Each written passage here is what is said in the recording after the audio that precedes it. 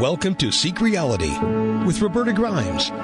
Joyous conversations about what the afterlife evidence and modern science combine to tell us is true about our one reality. You have nothing to fear. You are eternal and you are perfectly loved. Knowing the truth changes everything. Now, here's Roberta. Welcome to Seek Reality. I'm Roberta Grimes, and I'm very glad you're with us today. The broad field of afterlife education, and also the field of education in spiritually transformative experiences, or as we call them, STEs, includes a number of remarkable people who have devoted their lives to trying to ever better understand the whole non-material world around us, which actually is most of reality, and then helping everybody else to ever better understand the much greater reality that we inhabit. And that reality is, no less real, despite the fact that we just can't see it. One such devoted scholar of spiritually transformative experiences is John R. Audettte, and he's our guest today. This is actually John's third Seek Reality appearance, although his first two times with us were in Seek Reality's very first year, and now we're celebrating our 10th year. John's career history has been in medical and hospice administration, which is where he first met people like Dr. Raymond Moody, and he met Dr. Moody before Dr. Moody wrote Life After Life. John also met sainted pioneers in this field like Dr. Elizabeth Kubler-Ross. John is a principal founder as well of the International Association for Near-Death Studies, or IANDS. He is a native of South Florida, where he still resides, and his professional career has spanned over 3 decades of senior executive positions in hospitals, in hospice, say that again, Sam, in hospice administration, in physician practice management, as well as in performing arts and in public broadcasting, and in a number of fields. He's kind of worked in a lot of areas. He originally earned a BA degree in history and sociology from Augusta College. He's got an MS degree in sociology from Virginia Tech. More recently, John has contributed chapters about spiritually transformative experiences and in non-local consciousness to several scholarly books. He now serves as president and CEO of Eternia Incorporated, and he co-founded that with Dr. Eben Alexander, and then with the late Dr. Edgar Mitchell. And of course, he's the Apollo 14 astronaut. He's famous. He's the 6th man who walked on the moon. John is a veteran with more than 3 years of active duty service in the U.S. Army during the Vietnam era. And when I read about that, I thought, oh, wait, maybe he knew my husband in Vietnam. My husband was in Vietnam, and he served there. It turned out, of course, that our guest today never actually served there. My husband, you think he probably was a grunt, right? He carried a gun. Oh, no. He tooled around Vietnam with a chauffeur. He was a pathologist there. But, it's a good story, though. My husband was in Vietnam. He never actually carried a gun. Oh, but that's another story. John Audettte, he's got actually a wonderful story. I read his whole book because I was fascinated by it.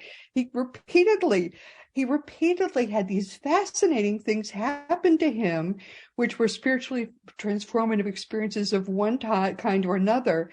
And they just carried him through his whole life. And we'll talk about a lot of them today. Although, you'll understand this if you ever read his book. One of the things, John, I'm never going to do in your entire life, I'm sorry, I will hitchhike before I ever get in a car that you are driving. But that's another story.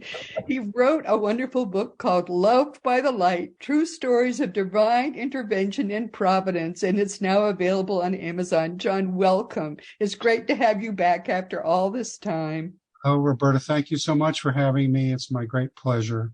And you're safe riding in the car with me. I don't think I'm ever safe riding in a car with you. I have angel protection, you see. So we're good. Yes, we're good. Every single time. I mean, some of these stories are unbelievable. And repeatedly, he had horrible car accidents because he fell asleep at the wheel, but there was always an angel that was right there. Yes. including like a 17 times the car rolled over and nobody was hurt. But there won't always be an angel just in time. And I'm not going to test that theory that there'll always be an angel there, John. So sorry, I am never getting in a car with you. Well, I understand completely, but I will tell you that I believe we're all surrounded by angels. Now, I'm evidence-based and data-driven in my positions, like you, and the title of your show. I'm only interested in truth.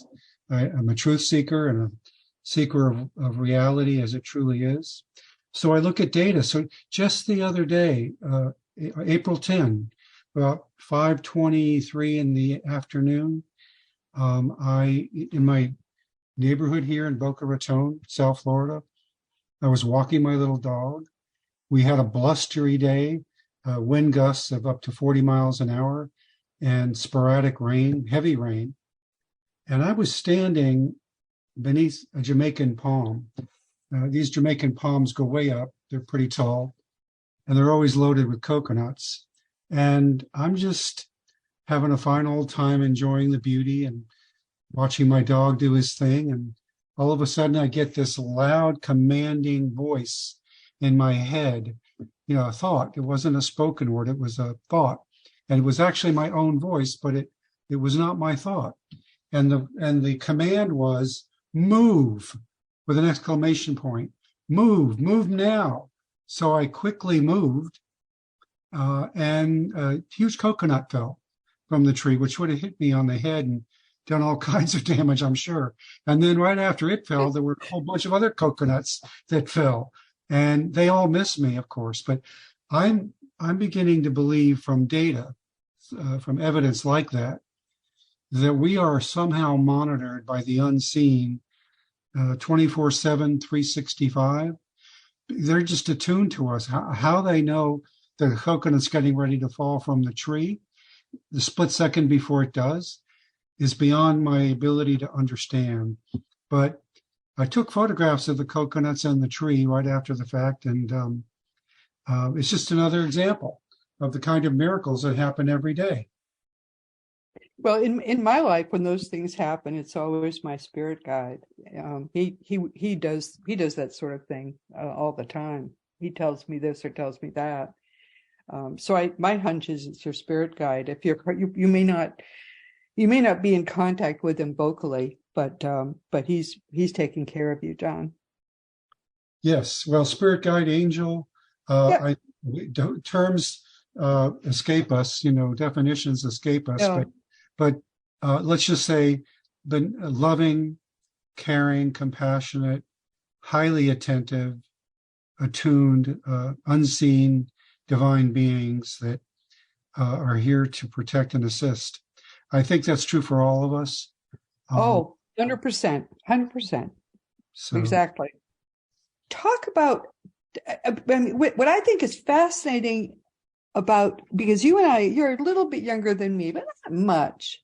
Talk about your life and how you, from the time you were very small, and this is really an autobiography. That's really what this is, a spiritual autobiography. Talk about your life. Well, my life is very interesting, but I didn't think it was that interesting until, Ken Ring, Dr. Ken Ring, who's my partner in the forming of IANS, and has written many books on near-death experiences and other interesting subjects. Ken actually encouraged me to write this book because of one of the angel stories I had told him years and years ago. He asked me to write up that story because he wanted to hear it again. So I did. And he said, well, you should publish this. I said, well, Ken, it wasn't just that one story. There were 7 other angel stories. He said, well, write them up, please. So I did. And he said, oh my gosh, this was compulsively readable. I am just fascinated. These stories go back to the age of 8 years old in 1960, growing up in Fort Lauderdale. But they actually, in truth, go back to the womb.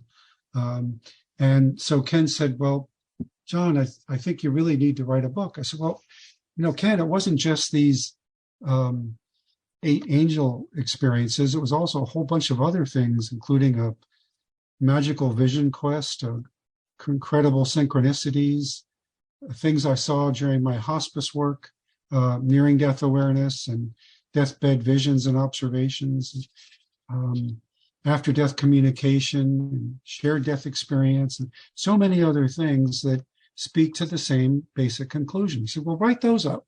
So I did. So I had part 1 and part 2 of the book, which is, well, it's autobiographical to a degree in that I have to share various episodes in my life in order to provide the context for the exceptional experience that occurred, but not a true autobiography in that there's a lot of stuff that just isn't in this book.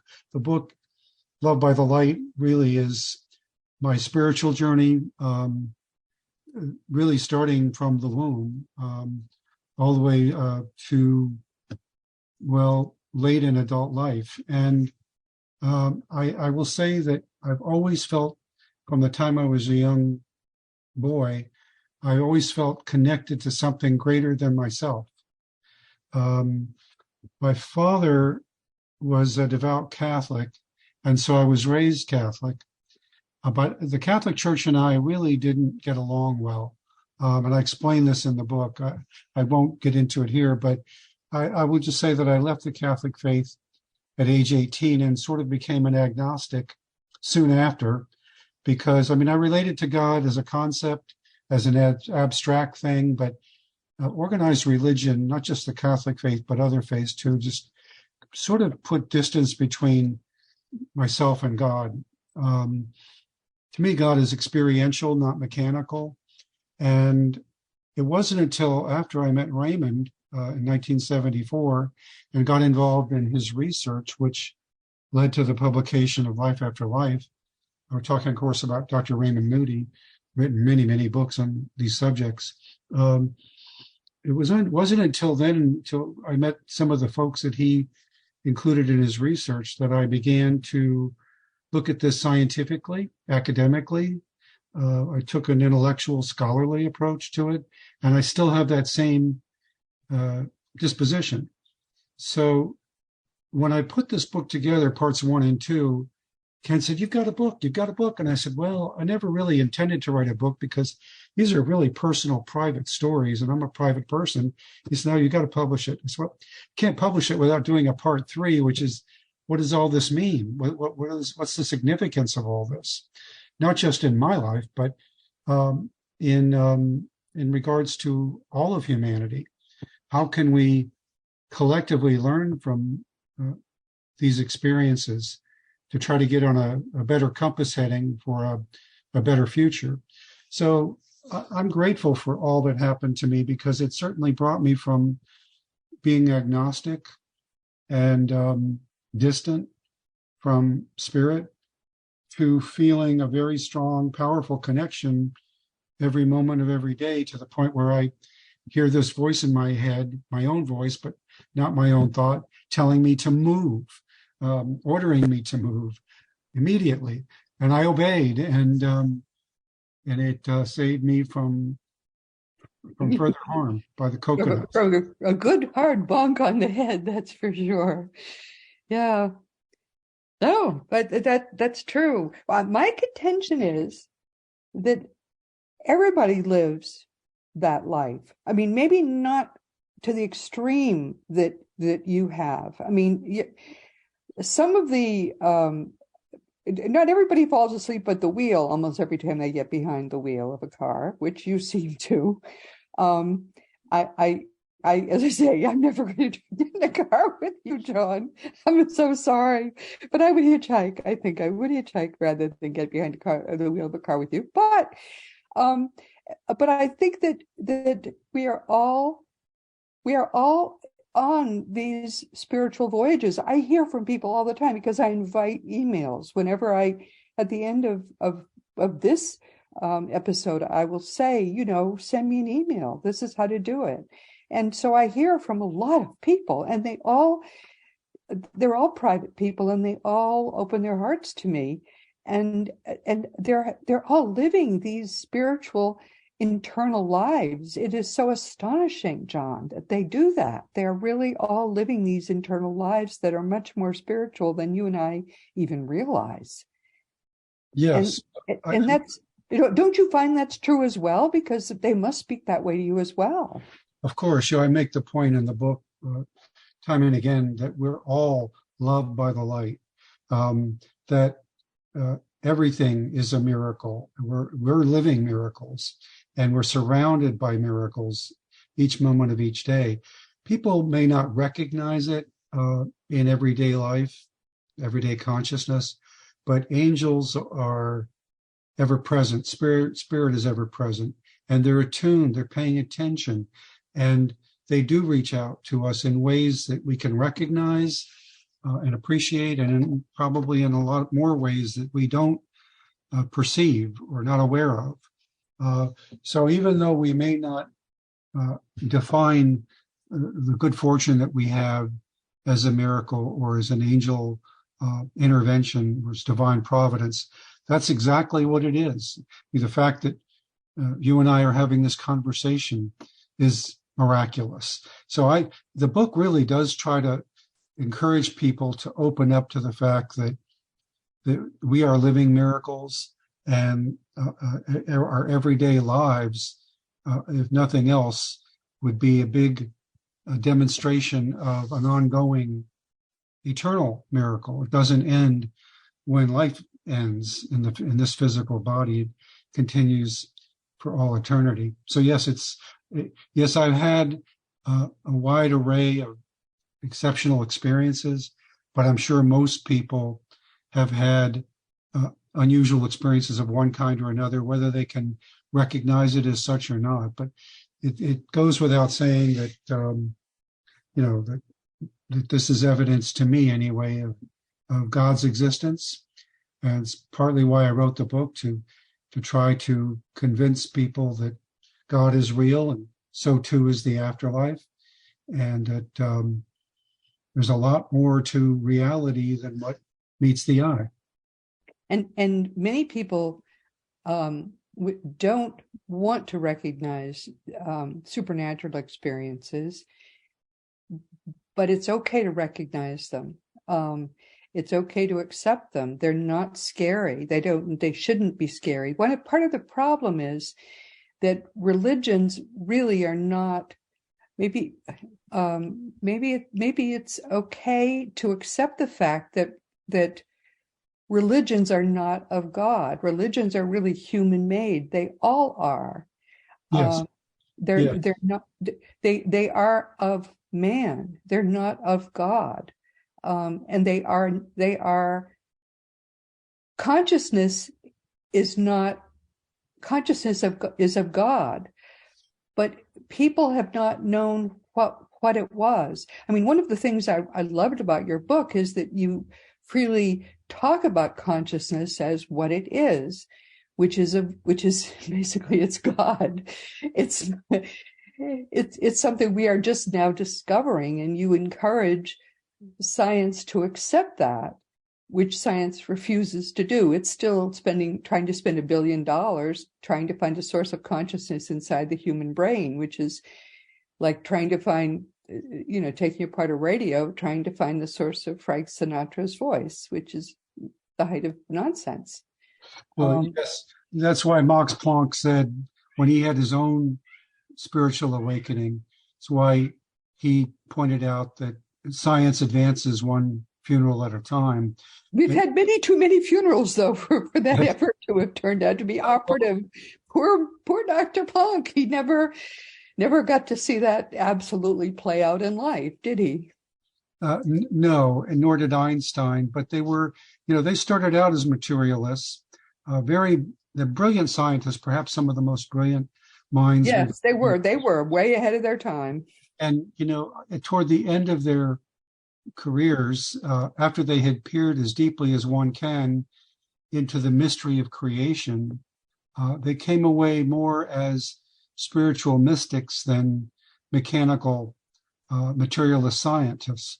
And to the point where Einstein said, either everything is a miracle or nothing is. He got it, and he started. I love that. Right, exactly. He started to explore the whole notion that consciousness is somehow a central causal factor in creation. He was really close to solving his theory of everything. He wanted a bridge, an empirical bridge that could unite general relativity with quantum mechanics. And he was close to it with his pioneering work in consciousness.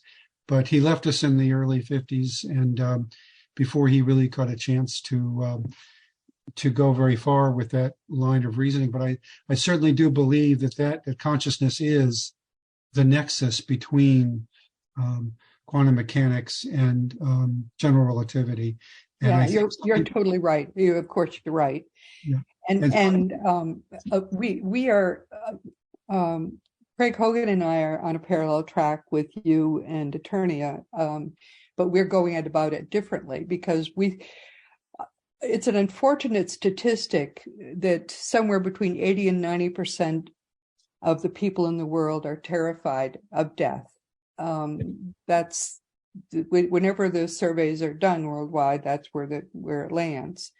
So we founded seekreality.com, and where all of the evidence that he and I, in our combined 80 years of research, have discovered and most of the evidence is more than a century old. It came through the great deep trance mediums of the early part of the 20th century. We've gathered it all in one place, and it's at seekreality.com.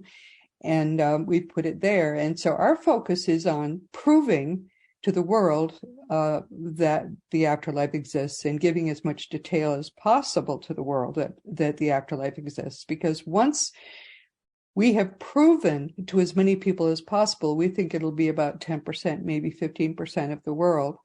Once that many people are convinced that human life is eternal, we will have raised the consciousness, because there's only one of us here, as we know. We're all part of the same consciousness. Once we've convinced that many people that lives really are eternal, we will have raised the consciousness of the planet enough, we think, to have changed the consciousness of the planet enough, to have reduced the negativity of the world enough, to have transformed the world enough, to have alleviated suffering enough, to have transformed the entire world. We think that's possible. It won't happen in our lifetime, but perhaps it will happen in our children or grandchildren's lifetime. That's our hope. That's where we're hoping to go with this. Yes, and we certainly are on the same team, pulling in the same direction, for the same reason and purpose. And that's really what it all comes down to. The central task before us is it's a central issue. Does God exist? And yes. So what is God? And is there life after death? And if so, what does that mean? What is that all about?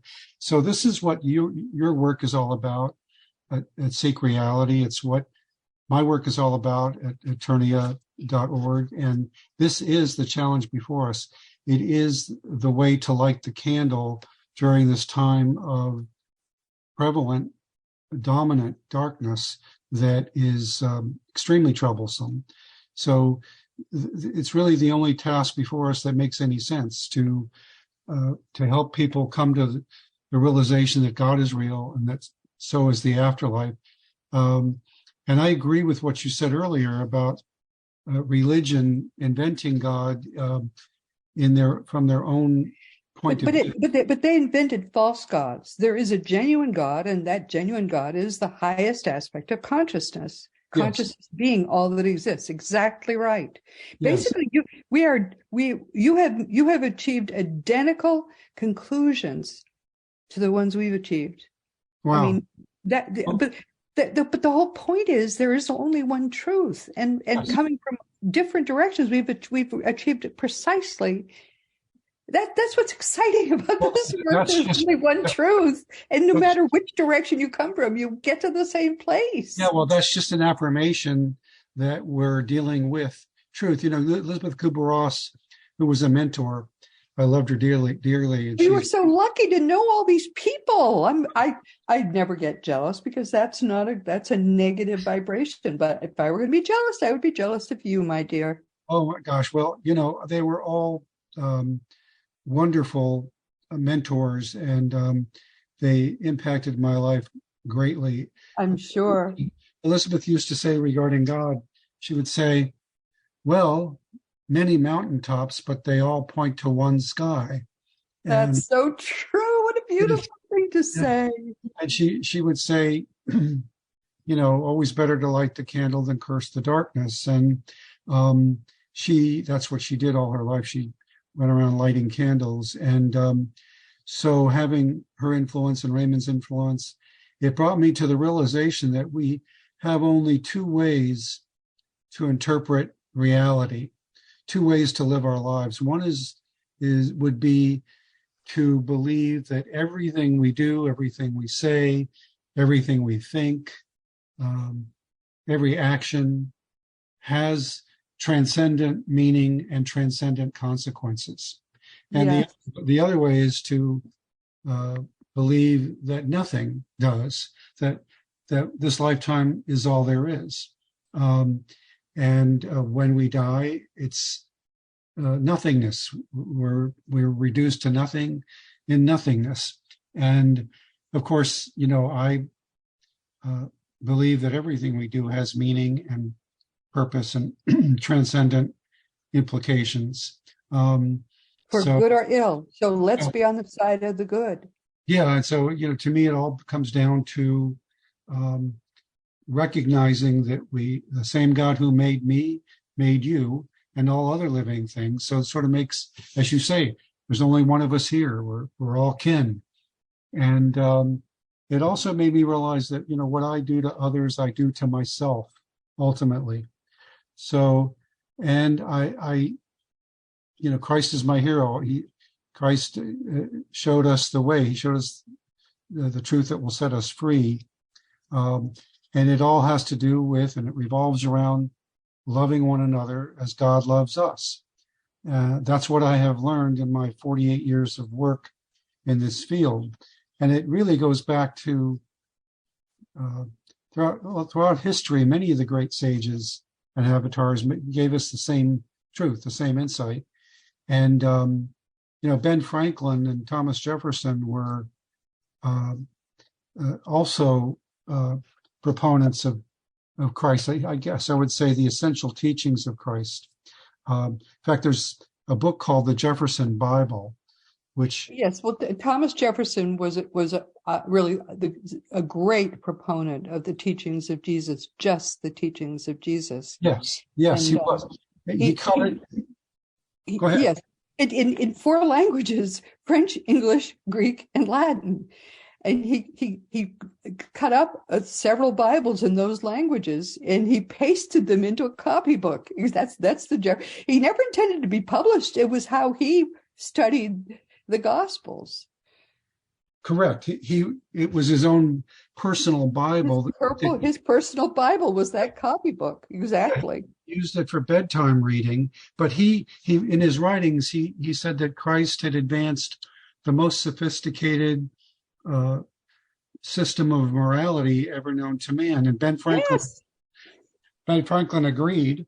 Yes. And Franklin, in his 13 Virtues, wrote that, and it's a wonderful document, the 13 Virtues. And he said, if one wants to lead a life of substance and meaning and principle, all one needs to do is emulate Socrates and Jesus. Yes. The whole theme for the part 3 of my book, Love by the Light, was inspired by Ben Franklin and Tom Jefferson, and what their original intention was in creating the Declaration of Independence and the U.S. Constitution, because they intended America to be a spiritual beacon, a shining light on the hill that could govern in accordance with the true teachings of Jesus, which has to do with loving one another and nothing more. So you're absolutely correct to say that organized religion and religious leaders going back millennia have fashioned God in their own way for their own purposes, particularly in the Old Testament. And Karen Armstrong, a former nun, wrote a great book about this called A History of God. You know, the term God didn't even come about until the 6th century AD, and nobody knows where it came from. It just sort of appeared first in the Germanic literature. But you know, when you read the Old Testament, the God they describe there is curiously looking very much like unevolved, unenlightened human beings. And yes, he's human. It's based in humanity. It's not based in what God actually is. God is nothing but love. Correct. And all religious-based gods are negative. They're all fear-based. Yes. And that is what we base ourselves on, that fear-based God. Most people have no idea, because most people do not study the Gospels, that Jesus actually came to abolish religions. It's right in the Gospels, but most people do not read the Gospels. Correct. And they've created confusion because everybody has their own spin on God, their own spin on Jesus. And in fact, Wall Street Journal Saturday published a book review on the many Jesuses, and they talked about different belief systems and their different interpretations of Jesus. Well, you know, in many ways, the book I wrote, you know, Love by the Light, it was attempting to demystify God and Jesus, to liberate God and Jesus from, let's just say, biblical references that don't do full justice to them, and also to demystify enlightenment.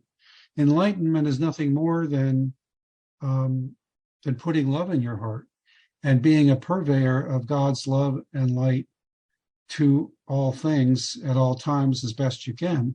To me, love, you know, agape love is divine love. It's unconditional love, which is non-judgmental, non-discriminatory. It's given, you know, without any expectation of reward or recognition or reciprocity. And it's not a complicated thing to love all of creation as one loves oneself. What is love? It's caring, it's kindness, it's compassion, it's giving, it's sensitivity and empathy. It's treating others as you would like to be treated. The golden rule. So Jesus didn't just say this. He wasn't the only one to say this. This goes through all of history. It's ancient wisdom, going back to Lao Tse and Confucius and Buddha and Gandhi and Muhammad and many other great sages throughout time. Love is the answer. Love is the cure-all. And we can best discover God and strengthen our connection with God by emulating God's main quality and the main quality of Jesus, which is to love all things as God loves us. So, you know, I say in the introduction to the book, I say, you know, I'm quoting Socrates, again, inspired by Ben Franklin. I said, one of his famous quotes is, I know that I know nothing. And that's the God's honest truth. I know that I know nothing. But one thing I do know that I can hang my hat on is that, you know, God is real, and so too is the afterlife. And this, you're right in saying, Roberta, that this is the challenge.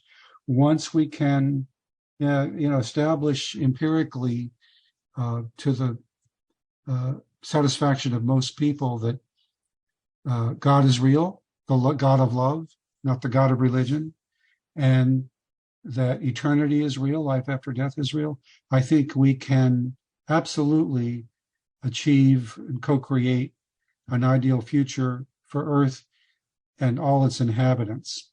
I will say that my original title for this book was Affirming God, an Urgent Rescue Plan for Humanity. And urgent is right. yeah, I got a lot of blowback about using God in the title, because I was told, friends in Europe and friends in America said, a lot of people are turned off by the term God, and we'd get in these discussions about why has God become an unacceptable term, and it has to do with the damage organized religion has caused over the years, Yes. over the Yes. centuries, really. So I changed it to Love by the Light. I like the title, but I preferred Affirming God. In fact, that's the website. I stayed with it, affirminggod.com, Yes. which is the Yes. website for the book, because I like to cut to the chase and say, look, this is what it's all about. It's about making God real. And if you don't want to take my word for it, from all the experiences I've had, I cover the waterfront in my book. You covered the water too, not just the water. Yeah, water too, yes. And as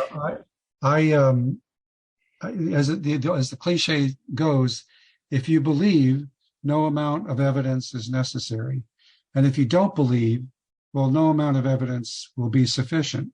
That is so true. But the thing is, what you're doing is sort of really parallel to what we're doing. So some people really need to know the truth about the afterlife in order to go anywhere. Because if you're not certain you're going to survive death, you're blocked because there is no eternity. Some people have to know the truth. And so they're going to need seek reality. For other people, they can live with that uncertainty. Some people can't. So some people are going to need seekreality.com. Some people won't. They're going to be able to go with Love by the Light. Do you see what I'm saying? There are different paths to the same going forward from here today. And yes. Which is why I think it's good that you're going in your direction, we're going in our direction, but we're offering these different alternatives to people. And I think that's extremely good and extremely useful. Absolutely. Well, all roads lead to God, don't they? Yes. Either during this lifetime or after we leave this lifetime.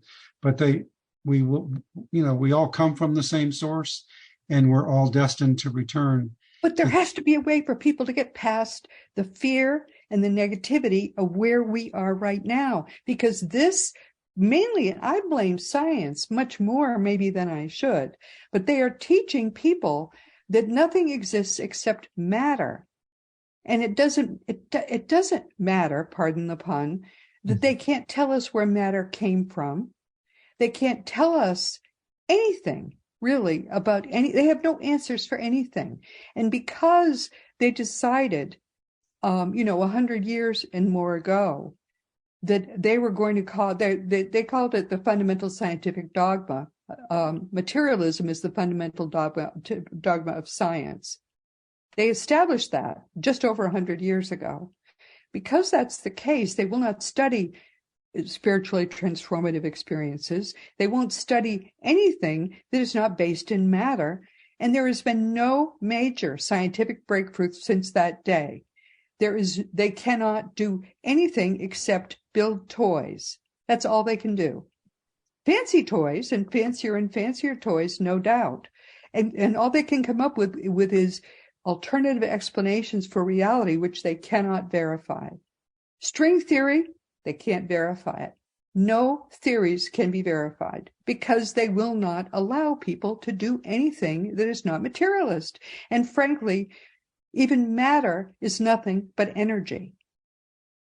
Well, it is a paradigm, a belief system that has been challenged by the evidence coming out of the scientific study of spiritually transformative experiences. And I would say that it is a belief system which is starting to crumble. But it's been starting to crumble for more than 100 years. And you and I both know that. You are much more sanguine than I am. I don't believe they're ever going to give it up because their their belief system is a religion as much as all the other religions are, every bit as much. Yes, but as I say, I think more and more scientists are starting to broaden their horizons and embrace a spiritual interpretation of reality. But the materialist model, it has done a lot of good in terms of technological advancements, but it's also done a lot of harm in that, it's really what has spawned the notion that this lifetime is all there is and nothing more, and that when it's over, based on that, yeah, John, young physicists actually have told me that when they start their careers to become physicists, when they start their graduate careers, they're told, if you intend to study this whole field, don't bother, because you'll never get a job. You'll never be allowed to study any of this field, the field you and I are in. Yeah. Well, yeah, that the whole materialist paradigm has given rise to every man for himself thinking, and get while the getting is good, because they see this lifetime to be all there is. That's right. And it's a dogma. It's an article of faith. It is, and it's unfortunate, because I think it accounts for why we have the kind of world we have, which is a world that's largely egocentric. Yes. So people like you and me, we embrace a spiritual interpretation of reality, and we believe that all is one, and therefore we subscribe to the orientation of all for one and one for all. And but more to the point, we're open-minded. I mean, if it turned out we were wrong, I'd accept that. Sure, me too. I just want to know what the truth is. Seek reality. That's what you and I both think is important. Yeah, well, you know the truth, and the truth is setting you free. And I can meet my death with equanimity. And actually, I look forward to it, because I know it's going to be one hell of a rocket ride. You said earlier that it was important to help people overcome their fear of death, and a lot of people are afraid of death. The truth of the matter is, I think the vast majority of people on the planet say they believe in God, and they say they believe in life after death. I think it's something like beyond 80%, might be 85%, something like that. But they're still afraid of it because it's still the unknown. They can't be sure of it. Yeah, it's a statement they make, but I think it's a statement that lacks substance, because they don't know God experientially. They don't feel God. They don't have a personal relationship day to day. So it's more like I believe in God. Oh yeah, I believe in life after death, but they don't really feel it at the level of core conviction. Because if they did, there would be no fear, and we wouldn't have the kind of world we have. So, absolutely. The term Sunday Christian kind of comes into play here. But the fact is, when you do have a personal relationship with God, and in the last part of my book, I talk about a formal exercise called God for a Day. Yes. It goes back to the recommendation by Ben Franklin that we should emulate Jesus, that we should try to be in our daily lives, to the extent we can, purveyors of divine love and light, and that we should try to love all things as God loves us. And that, by emulating God in that way, God's chief characteristic, which is love, that is how we deepen our communion with God and our connection with God. That's where God becomes real. So I recommend this exercise called God for a Day, and I give a lot of ideas about how to prepare for it and how to do it. But I also say, look, if you're not convinced by the stories I share or by the stories others have shared, and if you're not transformed by the God for a Day exercise, well, then here are a couple of dozen other techniques you can try to have your own experiential connection with Spirit, with God. And what I implore people to begin thinking about is how important a connection with God is, especially as we're entering times of great challenge and turbulence on the planet. We need to be strong in our spiritual centers. But how can we be if we don't have a spiritual center? So I'm trying to, in this book, at the very end, in part 3, to explain to I explain to people who are not yet part of the choir, because I'm really not preaching to the choir in this book as much as I am to the folks who've yet to join the choir, saying, look, this is important. Pay attention to it, because you can put it off and deny it and look the other way, but you will, the time will come when you will be on your deathbed. And this is what it's like for those who don't have their spiritual house in order. They go into this identity crisis of the first order. They go through what I call an extreme mental meltdown because they don't know who they are anymore. It's an identity crisis of the first order. So, do yourself a favor and get your spiritual house in order. And here are all the ways in which you can do it. Find one that works for you. And by all means, attend to it as you would attend to the health of your body.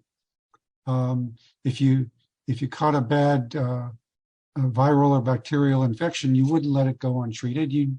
You do what you could to find a cure. Well, the same is true for your spiritual health. And if we don't have that, then we need to get our house in order. And part 3 of the book, I go into all kinds of ways in which people can make that happen. I thought it was great. I thought the way you summed it up was very practical and wonderful advice.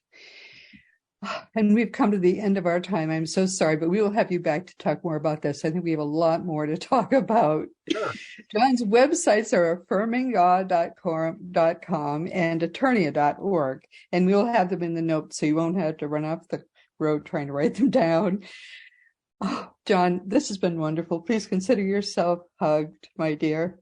Oh, Roberta, thank you and bless you for having me on. And by the way, I haven't fallen asleep at the wheel in many, many years now, so I'm good to go.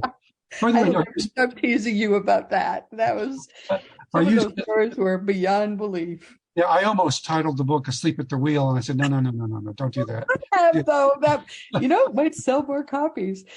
Yeah, I don't know. Hey, are you still in touch with Victor Zamet? I'm sorry, what? Are you still in touch with Victor Zamet? Of course. Yeah, I'd love to be introduced to him. I know about his work over the years, but I've never met him. Could you do an introduction? Let's see what we can make happen. Okay, great. Everyone, this has been Seek Reality with Roberta Grimes. I'm so happy you could be with us today. Please never forget that you are a powerful, eternal being. You never begin and you never will end. And when you really get all the implications of that fact, it's going to change everything in your life for the better. Next week, our guests will be Carol and Mikey Morgan, who will be with us for the 20th time. Mikey is a great favorite with all our listeners. And for those who don't know who he is, Mikey, this is a great story. He's a 6th level being who last lived on Earth in the 1600s, and he got so concerned about the way things are going all to heck on Earth that he took a voluntary lifetime that began in 1987 and ended in an auto accident. Well, he doesn't know John, but he could, in 2007, so he'd be able to communicate with us through his mother, Carol, and answer our questions about the afterlife in the voice and mannerisms of a modern 20-year-old. I have tested him exhaustively. There's no question in my mind that Mikey is precisely who he claims to be. I have spent 50 years researching the afterlife, and he knows more about it than I do. He's the only person I still have things to learn from. And people email questions to me, and Mikey answers them on air, and I have never heard him make a mistake. So please listen next week. You're going to hear some wonderful stuff from this 20-year-old kid who actually is a 6th level being, almost at the level of the Godhead. And so we are in for a real treat next week. Sometimes he surprises me, but always to the upside. And this week, we've been hearing from John R. Audettte, who has been with us for the 3rd time, although it's been 10 years since the 2nd time. His 2 previous episodes, as I say, were in our very first year, and he and I have not talked in the meantime, but frankly, he has matured beautifully since then. He's written a very beautiful and thoughtful book, a wide-ranging autobiography in which he explores some things that I'm experiencing the same kinds of things as our lives, go on. And the veil is thinning. We become more and more spiritual beings, having more and more profound spiritual experiences. And as you know, the result in my case has been this amazing experience of coming to actually personally know the risen Jesus Christ, literally in person. In John's case, it's this new book just out entitled Love by the Light, in which he talks about a feeling called to quite literally help to transform the world. And I'm being asked by Jesus personally to do some things for him that I never dreamed I'd be asked to do. And I recommend his book. I think, especially if you're trying to come to grips with really what's going on and where am I going, I think John might be someone who can help you answer those questions. And now, of course, it's time once again to mention that Seek Reality Online is your one-stop resource for all things death and the afterlife. Just go to seekreality.com and start to learn for yourself that your own reality really is eternal. And now comes the result of what Jesus has asked me to do. Teachingsbyjesus.com is your single source for all the beautiful divine truths that are brought to us in perfect love by the greatest teacher who ever lived, Master Jesus, the eternally risen Christ. Now it really is Jesus' turn, isn't it? As Christianity as a religion dies, at last the genuine teachings of Jesus can finally come alive, all by themselves, without Paul involved, without the Old Testament involved. Unadulterated, pure Jesus, nothing but Jesus. Teachingsbyjesus.com is the Lord's own entirely religion-free website, made by him, for him, in perfect love for you. Also, as I'm sure you know by now, my own nonfiction books are Liberating Jesus, My Thomas, The Fun of Dying, The Fun of Staying in Touch, The Fun of Growing Forever, The Fun of Living Together, and finally, The Fun of Loving Jesus, Embracing the Christianity that Jesus taught. For young children, there's The Fun of Meeting Jesus. You can order all these books through bookstores, on Amazon.com, on BarnesandNoble.com, and all the adult books except the last one are also available as audiobooks. If you want to talk about anything at all, just go to the contact block on RobertaGrimes.com and I answer every email. If you give me your right address, sometimes people just get the address wrong and then my emails bounce and it always makes me sad. So don't do that. And meanwhile, this has been Seek Reality with Roberta Grimes. Please enjoy, please make the most of this coming week in our one reality, always knowing that you are a powerful, eternal being, and you, in particular, in this entire universe, you most of all are infinitely loved. You've been listening to Seek Reality with Roberta Grimes. Roberta blogs and answers questions at robertagrimes.com. Join us every week as we explore what the afterlife evidence and modern science combine to tell us is true about the one reality we all share. Knowing the truth changes everything.